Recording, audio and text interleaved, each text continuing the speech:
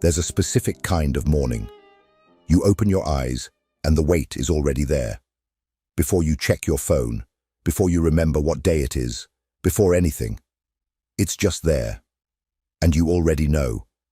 Today is going to feel exactly like yesterday. And the day before that. You drag yourself through the hours, the job that drains you, the relationships that feel like obligations, the future that looks like a longer version of right now. And somewhere in the back of your mind, quietly, the question surfaces. Is this it? Is this really all there is? That question is not a weakness. It's not ingratitude. It's a signal, but not the one you think it is. Most people who hate their lives blame one of two things, themselves or everything else. Either, I'm the problem, I'm lazy, broken, not enough, or the world is the problem, circumstances, other people, bad luck. You oscillate between self-destruction and resentment, and neither one changes anything, because neither one is looking at the right place. What's worth noticing is how much energy that oscillation consumes. The self-blame arrives first, heavy and familiar. Then the resentment follows as relief. At least if it's the world's fault, you're off the hook. Then the guilt about the resentment, then back to self-blame. The cycle is exhausting not because it's painful, but because it's completely unproductive.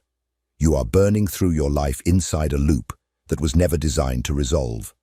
And the loop persists because both positions share the same hidden assumption, that your emotional state is a direct and inevitable response to your circumstances, that the life you have is the feeling you get, that if the outside were different, the inside would follow.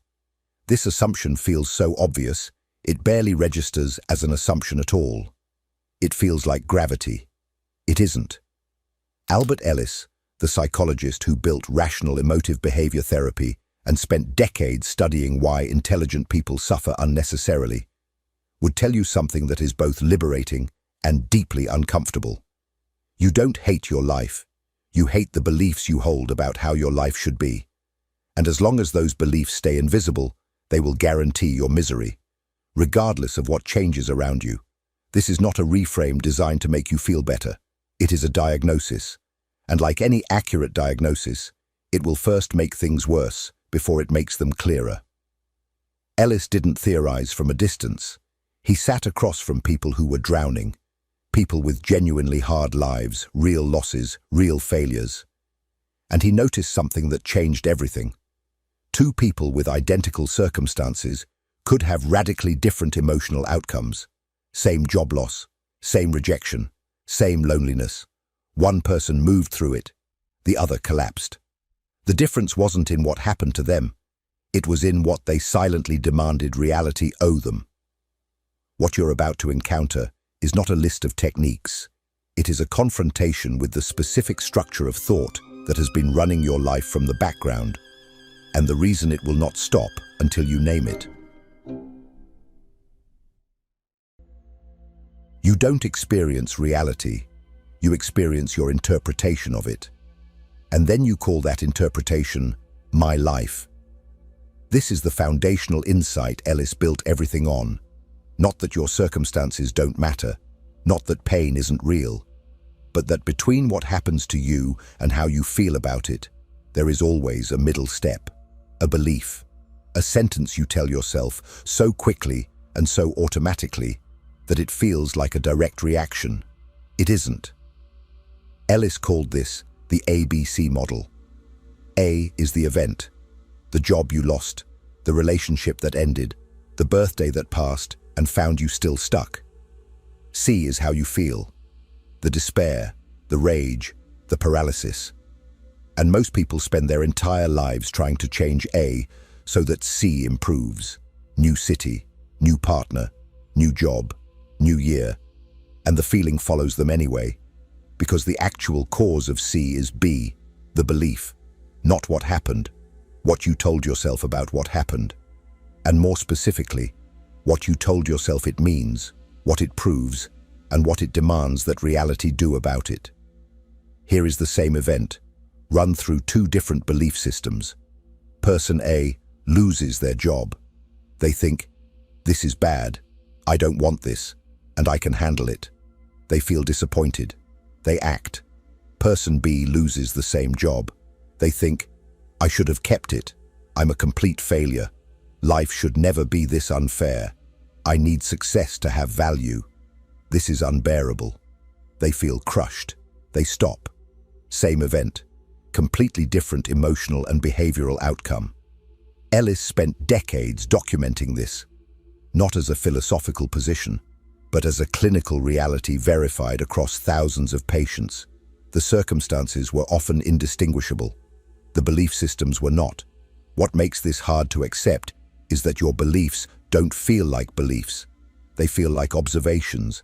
They feel like the plain truth about what's happening. The sentence, "I'm a failure," doesn't arrive as an interpretation. It arrives as a verdict. And you've been living under that verdict for so long that you've stopped questioning whether the court had any authority to begin with.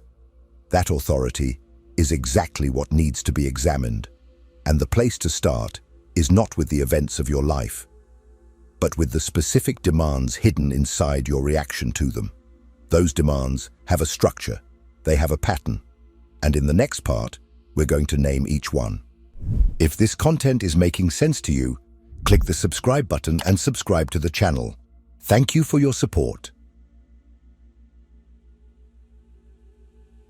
Every irrational belief Ellis encountered in clinical practice, across decades, across thousands of patients, collapsed into the same three structures. Not variations of bad luck, not different kinds of trauma. The same three demands, repeated endlessly in different costumes. The first is the demand you make on yourself. I must perform well. I must be successful, competent, loved, or I am worthless. Not, I would prefer to succeed. Not, it matters to me. Must. The absolute version. The one where failure isn't just disappointing. It's proof of something fundamental and damning about who you are.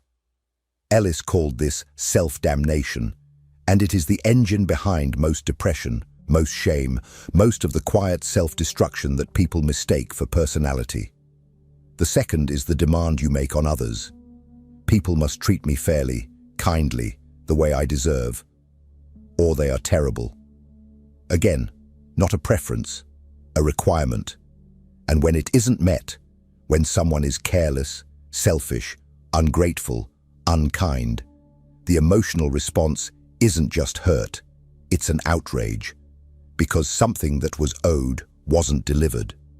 This is the structure underneath most chronic resentment, most relationship misery, most of the anger that never quite resolves because the debt was never real. The third is the demand you make on life itself. Conditions must be comfortable, fair, and manageable, or existence is unbearable. This one runs deepest because it's the most invisible. It's the ambient belief that the world owes you a life that makes sense, that difficulty should be temporary, that by now things should be different.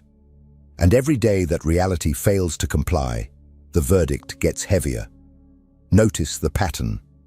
None of these are preferences. A preference can survive disappointment. A demand cannot. And this is the mechanism. When you hold a rigid demand and reality, as it inevitably does, refuses to honor it, the response is not sadness. It is collapse. Because the demand wasn't just a wish, it was a condition for tolerability. Ellis was precise about this. The word he kept returning to was masturbation, the psychological habit of converting what you want into what must be. It sounds almost comedic. But the consequences are not. Because a life organized around absolute demands is a life in permanent conflict with reality. And reality wins every time. What you haven't yet seen is what these demands do to the scale of your suffering. How they take something genuinely bad and transform it into something catastrophic. That mechanism has a name, and it's the reason a difficult life becomes an unbearable one. Something goes wrong, and within seconds, your mind does something specific. It doesn't measure the damage, it maximizes it. The lost opportunity becomes proof that nothing will ever work. The rejection becomes confirmation that you are fundamentally unlovable. The difficult year becomes evidence that this is simply what your life is, and will always be. The event is real. The amplification is not. But by the time your nervous system responds, there is no difference between the two. Ellis called this awfulizing. The transformation of something bad, genuinely bad, legitimately painful, into something that is not just bad, but catastrophic, not 60 out of 100 on a scale of suffering. 100, the worst, unbearable, the end. And here is what that transformation actually does to you. It removes the option of functioning. You cannot act inside a catastrophe. You can only survive it or be destroyed by it.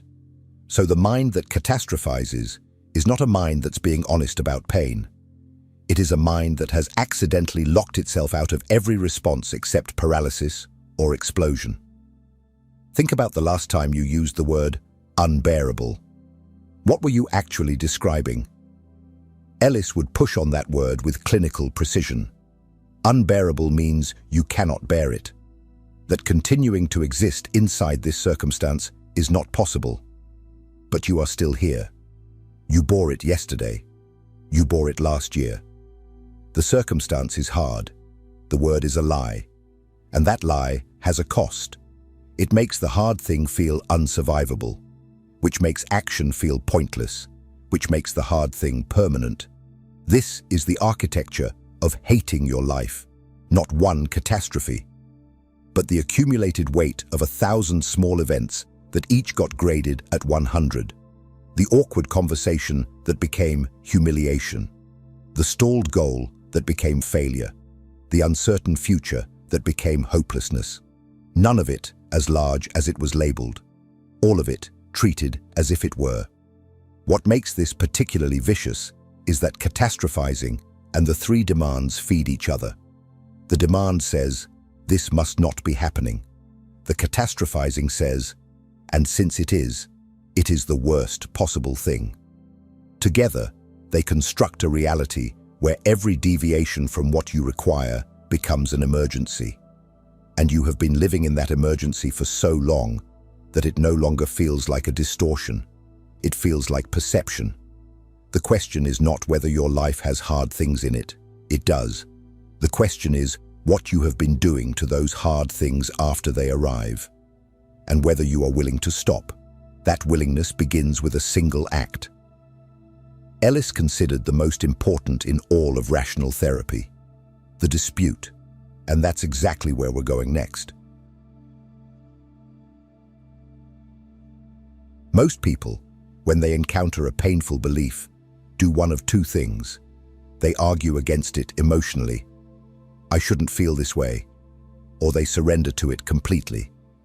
Ellis proposed something different. Not resistance, not acceptance, examination. The dispute is not positive thinking. It is not replacing I'm a failure with I'm doing great. It is something harder and more honest than that. It is asking whether the belief is actually true, actually logical, and actually useful. 3 questions, applied without mercy. The first is the question of evidence. Where is the proof? If you believe you must be successful or you are worthless, where is the law that establishes that? Not the feeling, not the family history, not the cultural pressure, the actual evidence that this demand is grounded in reality. Ellis would sit across from patients and ask this with genuine curiosity. Show me where it is written. And the answer, every time, was the same.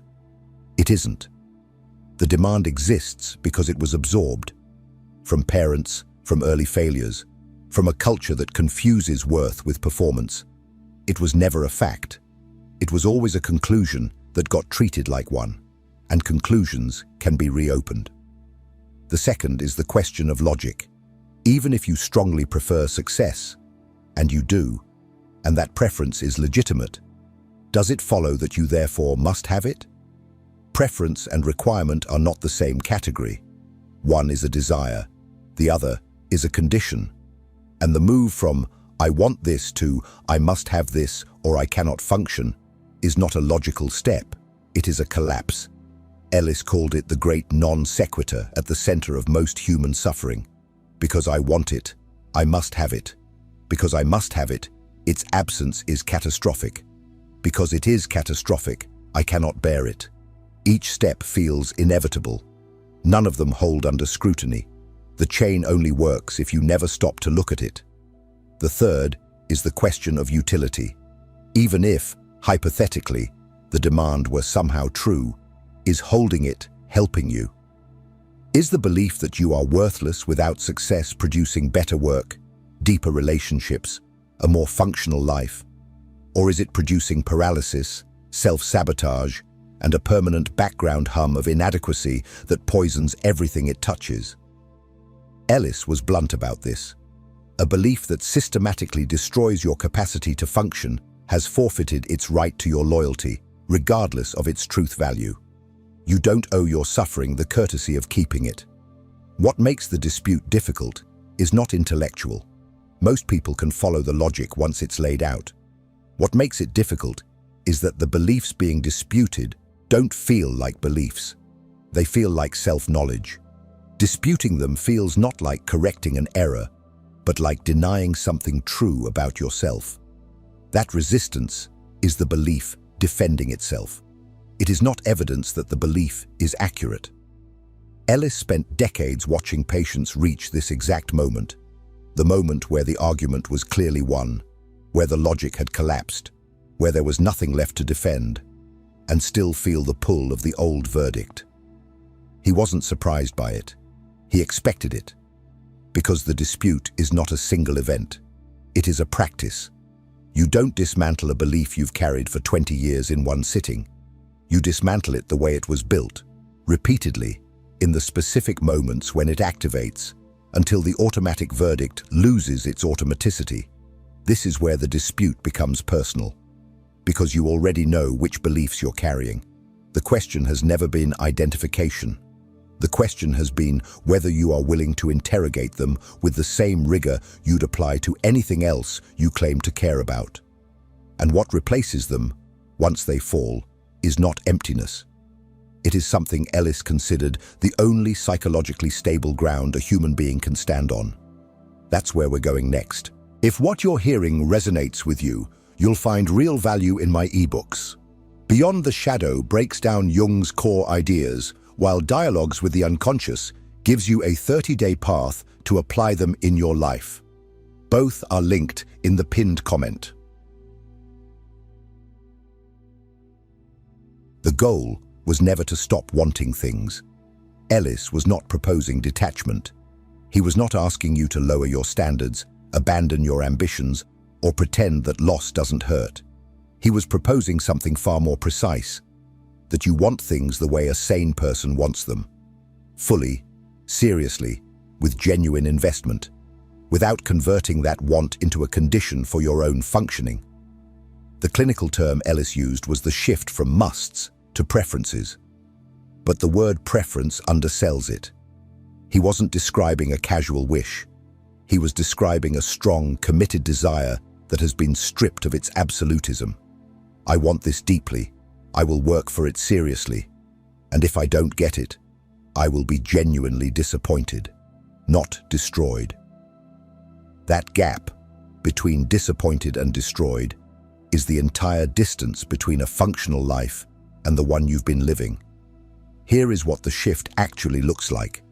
Instead of, I must be successful or I am worthless, the rational version is, I strongly prefer to succeed. It matters to me. I will pursue it with everything I have. And if I fall short, that failure tells me something about this attempt, not something final about my value as a person. The desire is identical. The absolutism is gone. And without absolutism, failure becomes information instead of verdict. The same applies to the demands you make on others. People must treat me fairly, or they are terrible becomes, I strongly prefer to be treated with respect, When I'm not, it's genuinely unpleasant. And other people's failures to meet my standards do not make them monsters. It makes them human, often limited, sometimes selfish, occasionally cruel. I can respond to that without requiring the world to be otherwise. The hurt is still real. The resentment that metastasizes into years of bitterness, that dissolves, and the demand on life itself. Conditions must be comfortable or existence is unbearable becomes, I prefer a life with less difficulty. Most people do. And difficulty, when it arrives, is something I can tolerate. Not because it doesn't cost me anything, but because I have survived difficulty before, and my capacity to bear it is larger than my catastrophizing mind suggests. Ellis was careful to distinguish this from resignation. Acceptance of reality is not approval of reality.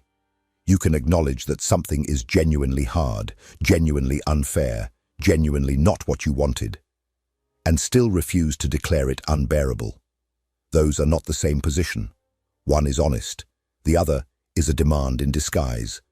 What changes when the demands fall is not your circumstances, it is your relationship to your own agency. Because as long as you require life to be different before you can function, you are waiting. Waiting for conditions to justify action, waiting for the world to honor a contract it never signed. And nothing moves. The moment the demand is replaced by a preference, even a fierce one, the waiting ends. You are no longer blocked by what isn't. You are free to work with what is. That freedom is not the end of the process. It is the beginning of something harder. The part where you actually have to decide what to do with a life you've stopped hating long enough to see clearly. Here is the hardest thing this video will ask you to consider. The hatred you feel toward your life is not just a symptom of irrational beliefs. It is also, in some part, a function. It is doing something for you.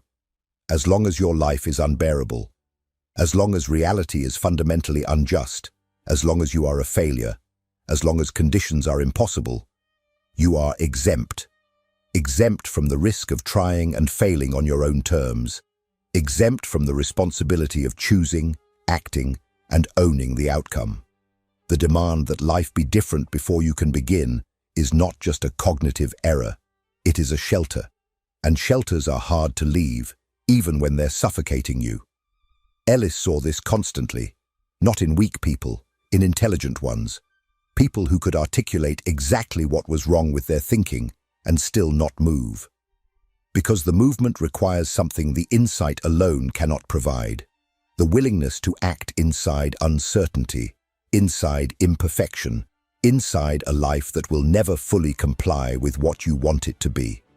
This is the truth the previous parts were building toward.